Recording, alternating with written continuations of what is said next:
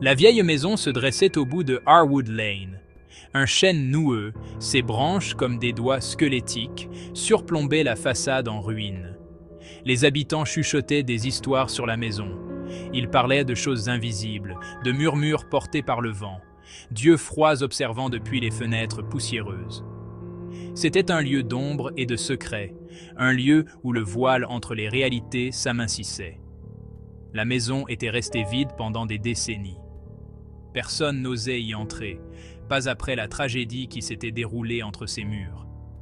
Certains disent qu'une famille y avait vécu, heureuse et pleine de vie. Puis, une nuit, le silence. La famille a disparu, ne laissant derrière elle que des murmures et des questions sans réponse.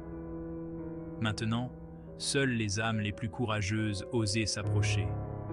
Même les jours les plus ensoleillés, un froid semblait émaner de la maison.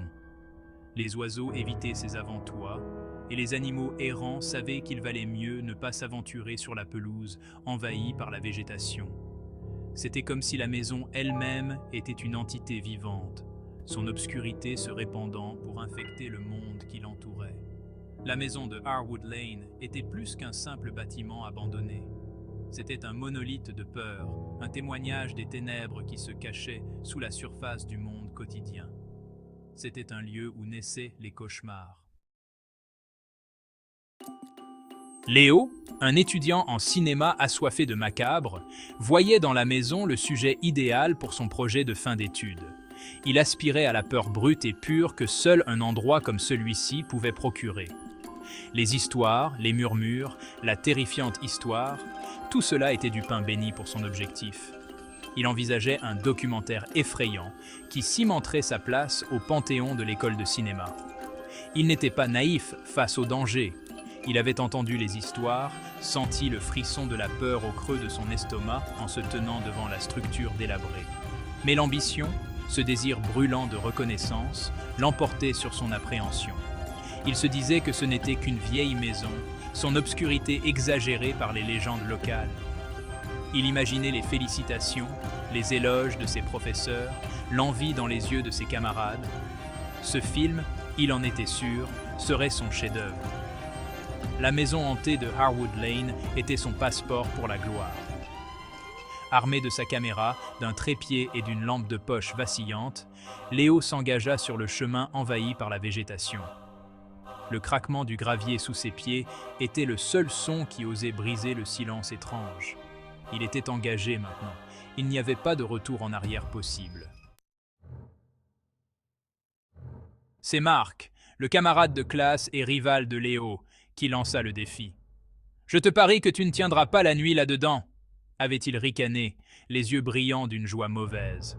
« On dit que la maison n'aime pas les visiteurs. » Léo, qui n'était pas du genre à reculer devant un défi, sentit une vague de bravade insouciante le parcourir.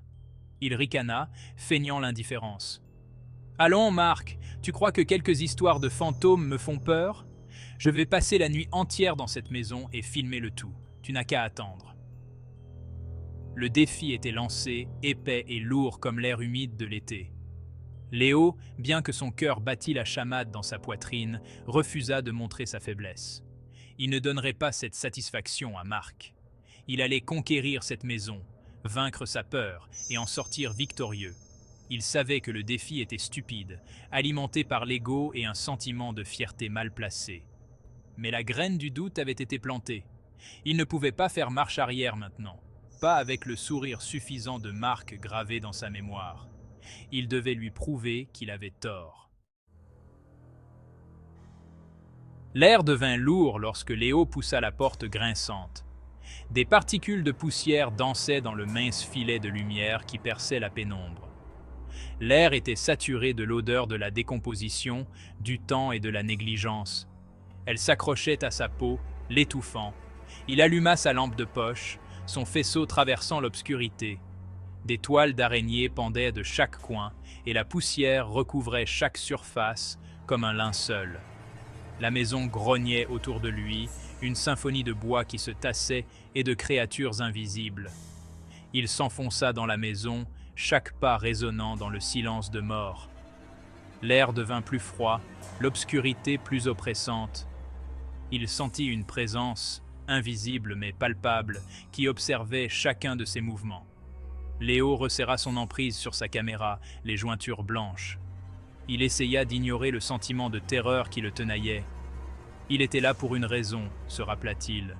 Il avait une histoire à raconter. Il tomba sur la pièce au bout d'un long couloir sinueux. Sa porte, contrairement aux autres, était légèrement entr'ouverte, l'invitant à entrer. Une faible lumière émanait de l'intérieur, projetant des ombres étranges qui dansaient sur le mur opposé. Il poussa la porte, le souffle coupé.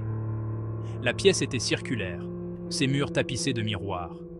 Des dizaines, chacun reflétant une image déformée de la pièce, de lui. L'air crépitait d'une énergie invisible, lui donnant des frissons dans le dos. Il leva sa caméra, cadrant la scène. Les miroirs semblaient vibrer d'une vie propre, leurs reflets miroitant et se déplaçant, alors même qu'il se tenait parfaitement immobile. Il sentit une main froide sur son épaule, un souffle contre son oreille. « Bonjour », une voix rauque, semblant venir de partout et de nulle part à la fois. « Nous vous attendions. » La panique s'empara de Léo. Il se retourna, cherchant la source de la voix, mais la pièce était vide. Il était seul, entouré de ses propres reflets déformés.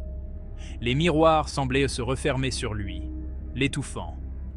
Il recula en trébuchant, son pied accrochant les lames de plancher inégales. Il tomba, sa caméra s'écrasant au sol. Il se releva en rampant, le cœur battant à tout rompre. Il devait sortir de là, maintenant. Il courut vers la porte, sa main se tendant vers la poignée. Elle ne bougea pas, elle était fermée à clé. Il secoua la poignée, la panique lui serrant la gorge. Il était pris au piège. Il fit volte-face, son regard passant d'un miroir à l'autre. Ses reflets le fixaient, leurs yeux brillant d'une lumière anormale. Ce n'étaient plus des reflets. C'était autre chose, quelque chose de sinistre.